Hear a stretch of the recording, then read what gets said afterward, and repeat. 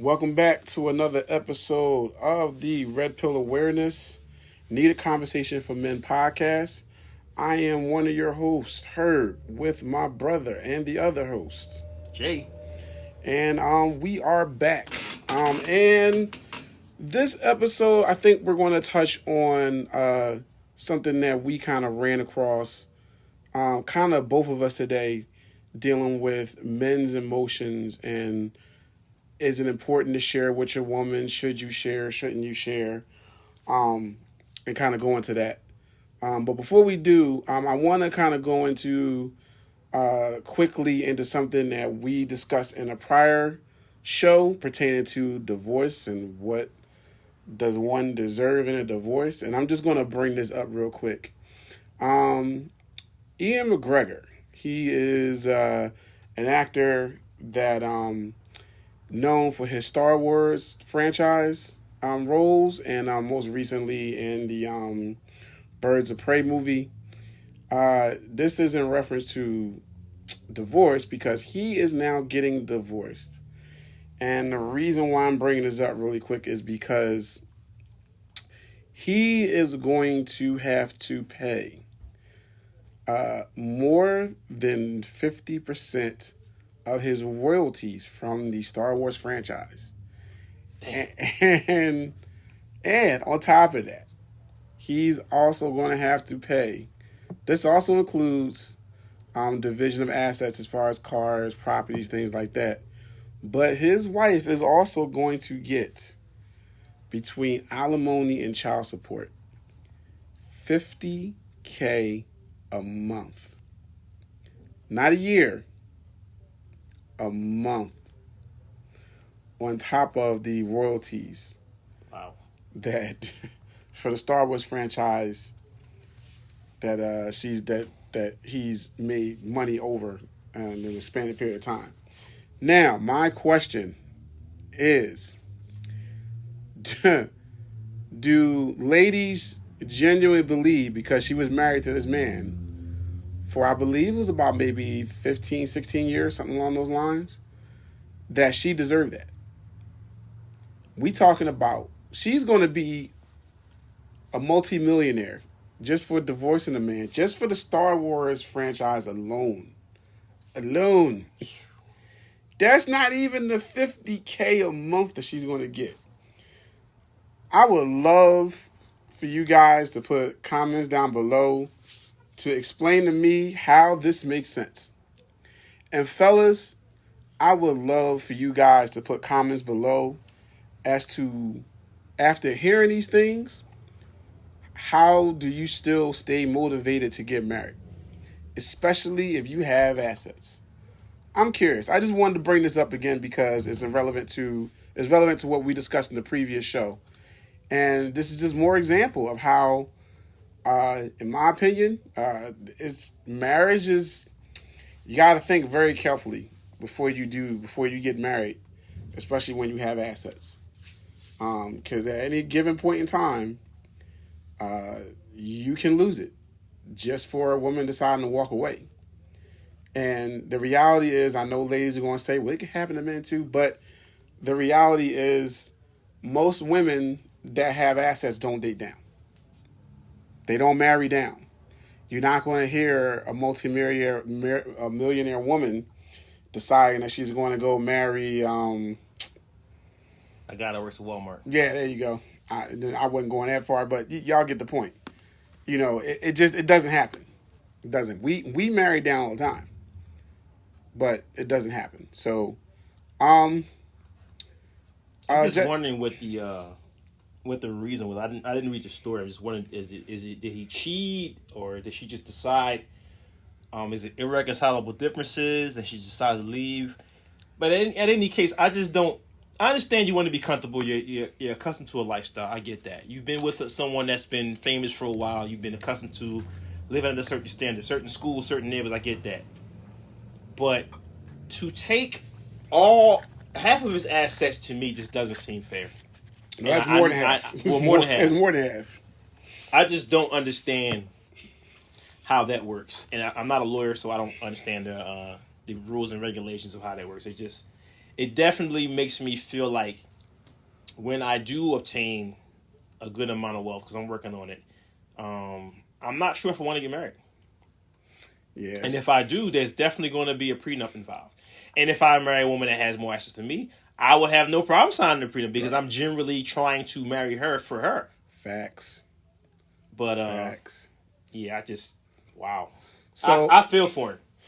Yeah, we're not going to dwell on this too long. I just kind of wanted to bring that up because that was kind of like the latest thing in the news, and that's actually that could potentially be worse than or along the same lines of Dr. Dre. So I just wanted to bring that up. For the people that subscribe, thank you. Definitely share. Put comments in below about this or anything else that we discuss. But I just wanted to kind of put that out there and kind of just was curious to hear and see what the ladies and the men feel about this. So anyway, let's go on to the topic at hand today. I want to start off. I'm gonna let Jay start off with the with a post that he was it something that you posted or something that you ran? No, I was in a group called Black Love. It's a group celebrating Black love. People either seeking it, believing in it, whatever, trying to be inspiring each other to not give up on it, things of that nature. So someone posted a meme where it said, encourage your king, support your king. Words of encouragement throughout his day go further than you could possibly know. I thought it was very positive. I thought it was very cool that someone posted that. And one of the remarks in there by one of the women in the group was, well, if he's a real king, he won't have that problem. Wow.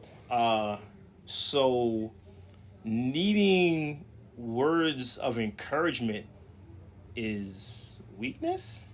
Is that what I'm understanding? She never responded back, but I definitely want to hear from the female listeners out there.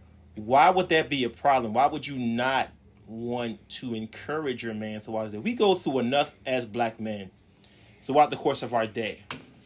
Stepped on, kicked on, spat on, looked down upon, already leaving the house with the score 30 points behind. So why would you not want to spread some words of encouragement to whatever man you're with to make him feel better, to make him feel appreciated? And if he took those words and ran with those words and they made him feel better, why would that be a weakness? I was just shocked by that. And she never explained it within the group. Was that the only person? She was the only person that said that. Everyone else was very positive about it. Okay. But what I'm noticing in these posts that whenever there's something uplifting towards men, there's always a few that have something negative to say. And then when you want them to explain it, they sidestep, oh, that's not what I meant. I didn't mean all men. Well, you kind of said you meant all men when you reply. And now that I'm calling you on it, now you're backpedaling. That seems to be the norm. Now, I'm going to say this. My fellas that listen to this that are Red Pill, and this is kind of one of the reasons why it's called Red Pill Awareness, is there is, I would say, some rules of engagement with that. And there's some things that us as men need to be aware of when it comes to that. And this is, I would say this is partly my opinion. This is also part of something that when you start kind of understanding and having Red Pill awareness, you become aware of. I personally believe that one of the things that we as men need to understand when it comes to not all, but most female nature, and no matter what they say, is that most women frown upon men, emotional men being overly emotional, sharing their feelings and things like that. I personally have learned over the years, me personally, is that you have to be very limited in the amount of emotion you share with a woman. I've heard too many stories and too many times when, and I've heard this from women. So this is not just my opinion. I've had women tell me this, that when you share too much or you become too emotional or, you kind of show too much of your feelings, it's not attractive. women don't find that to be very masculine. And some women are turned off by it. Some women will lose interest in you because of it if it's displayed too much. And this is something that seems to be kind of prevalent nowadays, But on the other hand, I hear constantly that the complaint that men don't open up enough. When women need someone to be there, he's not there for me. When I want to know how he feels about something, I can't get through to him. So That's bullshit. It leaves. That's bullshit. It leaves a man stuck. And again, we're not talking about all women. We're not talking about all men. Just from our experience and what we heard. So don't come for us on that, because we never... Oh, no, you can come for me. I think it's bullshit. I personally never generalize when it comes to that kind of stuff, because every situation is different. What I'm saying is, it kind of puts us in a dilemma, because if I open up, I take the risk of what I'm saying to you later on being weaponized against me. And that seems to be a common fear for a lot of men that I come across in the course of my day. Between coworkers and associates and business partners and just my immediate brothers. That's a common theme. Like, well, I want to open up because I don't want that coming back on me. Or I don't want her coming at me like I'm weak now because I opened up. And the reason why I personally think it's bullshit is because women say that, but they don't really believe it. I'm sorry. They don't. I think it goes along the lines of pay attention to what they do and not what they say. I think a lot of women say that. I want a man that's compassionate and that's sensitive and blah, blah, blah. But when you see the men that majority of the women actually are attracted to, those men don't exhibit those traits. At all. I think what tends to happen is once they supposedly ready to settle down, they're looking to find a serious relationship, they, no more hookups and all that other craziness that is said. Then they say they kind of want to they want that kind of guy because they were tired of dealing with the Chads and the Tyrones that were uberly aggressive, don't show emotion, don't really care about those things. But eventually, what tends to happen is a lot of women, because those traits they find attractive and sexy, they get bored of their husbands or they get into monotonous relationships and marriages because deep down at the end of the day, the emotional part of it is not what something they really want. I'm gonna share a story that I recently heard today, and unfortunately I can't remember the link. And going forward, I will make sure that the next time I do these sort of things, I will actually put links of articles and pages and videos below. But there was a video that I watched earlier today. And basically, I'm not going to get into the whole details of what happened as far as why the guy and his wife ended up in therapy and what led to that, because that's a whole nother story in itself that I'm definitely want to cover at some point. But the reality, the part of it that is very pertinent to this conversation is that they went in therapy. And one of the things that the therapist asked the wife was, what's your issue with your husband? Like, one of the things that bothers you when it comes to your husband?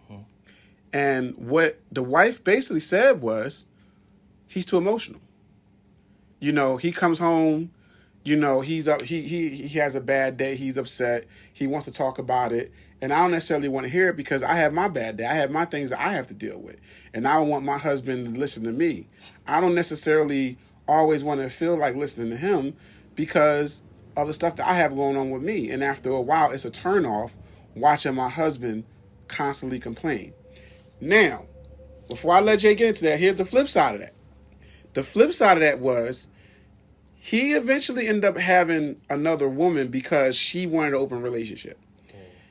She started to do the exact thing that she said she didn't want to do because once they got into an open relationship and her side of things didn't work out, he eventually ended up finding a woman that did those exact same things that she said she didn't want to do. So the dynamic of that is crazy because she didn't want it. She thought it turned him off, like it turned her off for him to be that way. But at the same time, the fact that another woman was willing to do that made her want her husband more, which was why they were in therapy to begin with. It's fucking stupid. It's dumb. It's like the toy in the daycare center that's always been there. And then another kid joins the daycare and picks up that toy. And all of a sudden, 2 or 3 kids that never played with that toy before, now you want that toy. It's mine. Give me. It's mine. Yes, exactly. And why did you marry him if you don't have any intention to listen to his problems and listen to when he's hurting? This is a constant thing that I'm hearing on social media, on all platforms, Twitter, Instagram, whatever the case may be. I'm not on TikTok at all. I don't plan to be. But what I'm hearing from the platforms that I mentioned is very one-sided dynamics of relationships. I can do this. I can do that. You can do this. You can do that. But you can't do anything. So I can open up about my day, but I don't want to hear about your day. I can be stressed out. You can't be stressed out. I can be weak, strong, sad, hurt. You can't. Yeah. I don't. I understand, but I don't. And I'm gonna give you my feelings and my opinions on it. And I'm just gonna say this, Jay may agree, Jay may not agree, because we don't necessarily always agree. We know each other for a very long time. We don't always agree. Me personally, fellas, there's a couple of things that I think you should know when it comes to these things. One, first and foremost, you as a man, to show masculine energy, you need to have control of your emotions. Period.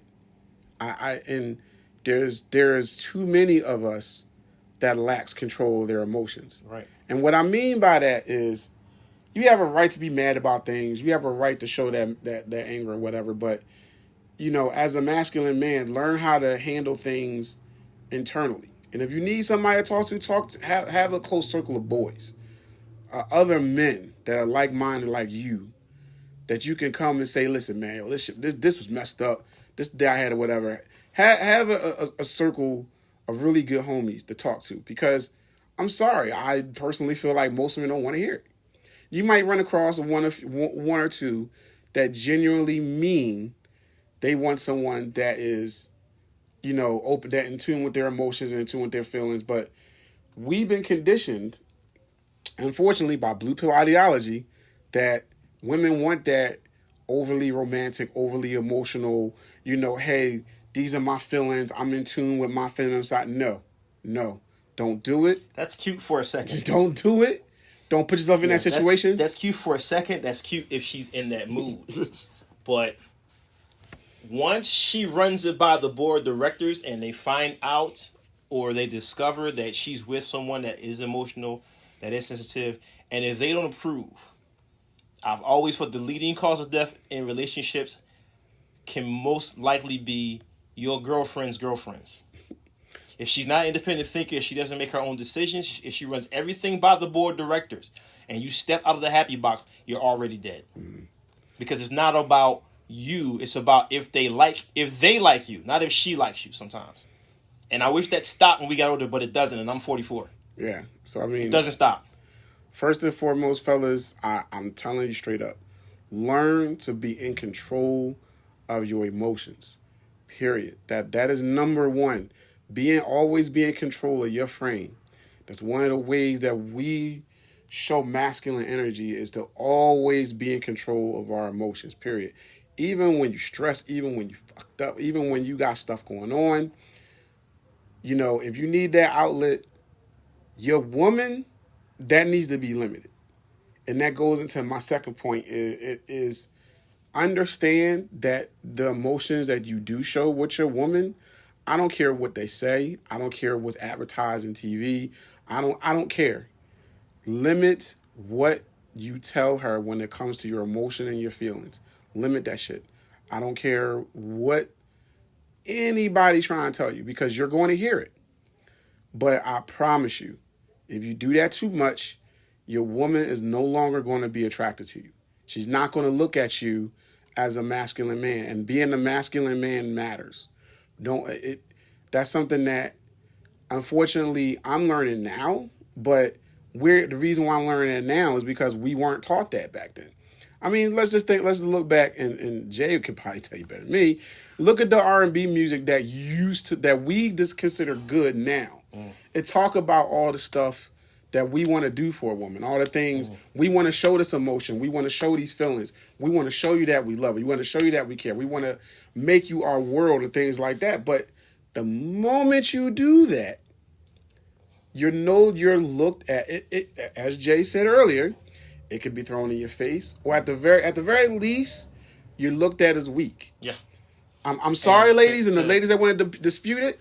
To reiterate his point on the music, I'm a big fan of soul music. I'm a big fan of R&B music, and the best way to gauge a culture is to look at that era and what they were doing artistically. Most of the music, most of the movies, most of the TV that's promoted now is destructive. There are no 4-part harmony groups singing about love and heart and all that stuff on mainstream media. There are none. Most of the TV shows are about murder, how to get away with murder, scandal. You know what I'm saying? It's all revolves around death for the most part. You gauge the music of the young people, it's extremely divided. I dare you to name 2 or 3 artists, matter of fact, 4 artists at the same time that are talking about love and togetherness, that are mainstream. I'm not talking about stuff you hear on Spotify on your. I'm talking about mainstream artists in the States. I think we got 2 family shows on TV now. You got Blackish and what else? That's halfway decent. I'm hard pressed to find another one. How many were there? We had the Cosby's Family Ties. Yeah, we had oodles of that stuff. Yeah. Family Matters. You had all kinds of stuff. But my point is, they don't want to hear it for the most part. It would not survive. Yeah, you have to gauge the situation and understand who you're dealing with when it comes to your woman, and understand that, women are attracted to masculine energy. Women are drawn to masculine energy. Your relationship survives if you show and continuously show that masculine energy. And I'm not saying fellas completely hold everything in, don't say nothing. Like if your girlfriend or your wife ask you, hey, how was your day? I personally would say, it was a little rough here and there. Went through this, went through that, but it's cool. I'll deal with it. Move on. Don't, because I'm sorry, but it's, as you see, as we're hearing and seeing, it's not considered masculine. It's not something that women are attracted to over time. And that's messed up. Because I feel like if that is the norm and you're never able to open up to her, the chances of you staying with her indefinitely are reduced. I guess. Because you got some dudes that have if you continuously, but see, it's not healthy to continuously internalize that. And that's one thing I learned when I went to therapy. You can't keep doing that. I know that's what we feel like we have to do now, but it's not healthy. You either need a qualified professional that deals with mental issues, or a collective. If you don't have either one of those, you're constantly internalizing stuff and you're constantly downplaying what's really going on with your lady, you're going to pop eventually. Because that energy has to go somewhere. Yeah. And then your work wife shows up. Y'all mad cool. She always got the hazelnut creamer. She always got the pumpkin spice donuts. If you heard, she got the pumpkin spice bumping off all the time. Hey. You eventually, pumpkin season coming up. Don't be coming at me the pumpkin season. I'm saying it's a good thing, bro. But my point is, if y'all get attached, even as work wife, work husband, you may end up opening up to her. Now you can open to someone that you work with, but you can't open up to your own wife. That's not healthy. Oh, I agree. I'm not saying it automatically leads to infidelity, but it's on the plate. I agree. Me personally, I just feel like you just it needs to be limited to begin with. It just needs to be limited to begin with. Can't be something that you do at not show any feelings or emotion at all. But I just think, hey, I'll keep it a bean with y'all. I know I'm an emotional person. But one of the things that my dad taught me, growing up was, you have to be in control of that emotion, because you don't want anybody else to control you with it, or judge you for it. So you have to, you have to be in control of that, And I think, we as men, we have to understand that, and understand that one of the things that makes us masculine is we have to be in control of that. We can't let it rule us. We can't allow it to make decisions for us. And we damn sure can't allow it to govern our interaction with women, because I'm sorry, I firmly believe that when women say that's what they want, they really don't. They don't. They don't. That's not what you see them with. That's not what you see them attracted to. That has definitely been weaponized against me in more than one relationship. That has definitely been had me thrown into the beta category a couple times with a couple women that I've dated. So yeah, a lot of them don't. I can't say they don't. That's generalization. My bad. But the women I've interacted with did not. Yeah. Did not. They were open to it in the beginning, but after a while, no. And the very thing that I shared was definitely nuclearized and weaponized against me later on down the line. Yeah. And now that makes me extremely hesitant to open up to that level again. Oh yeah, I'm not hesitant. I just do it on a limited basis. I already know. I already have a mindset going in that whoever I deal with, it's not to say they're not going to know me. They're not going to know who I am as a person. But when there's things going on with her, my initial reaction is always going to be to deal with them first. Don't bring that to her unless it's necessary. Don't. Unless it's absolutely necessary, or I feel like that particular day her input or her feedback might help. But generally speaking, that's my advice, fellas. Just don't. I'm sorry. Just don't. Like, you got to be a little hard. You got to be a little bit sturdy. And if you can't even control your emotions and have some level of control over them, don't even engage in a relationship with a woman. Don't. Because at the end of the day, over time, they're not going to find that attractive. They won't. I wish I was wrong. Yeah, I do, but... And nothing's absolute, but majority rules. Yeah, pretty much. So, I think we hit that enough at this point. If you guys have any opinions, thoughts, share them, put them in the comments. Definitely share. Definitely subscribe. We're trying to grow this channel. We definitely enjoy the feedback and the criticism. We'll eventually have other guests on here, especially the fair sex on here. Oh, it's coming. With us. Oh, it's coming. So it's not just going to be us two, and no one else. Oh yeah, there's a couple of topics that I definitely want to hit, and I definitely want. I want a female voice in the middle of us, and even debating with us. I have a couple of things in mind in my head personally. One of my biggest things it screams in my brain is, who is the prize? Who I want to get in that so bad. But I want to be fair in that, because I've had various conversations outside the show with women, and definitely I know in that one that I definitely would like for the fellas to hear a woman's voice and really hear their opinion on it.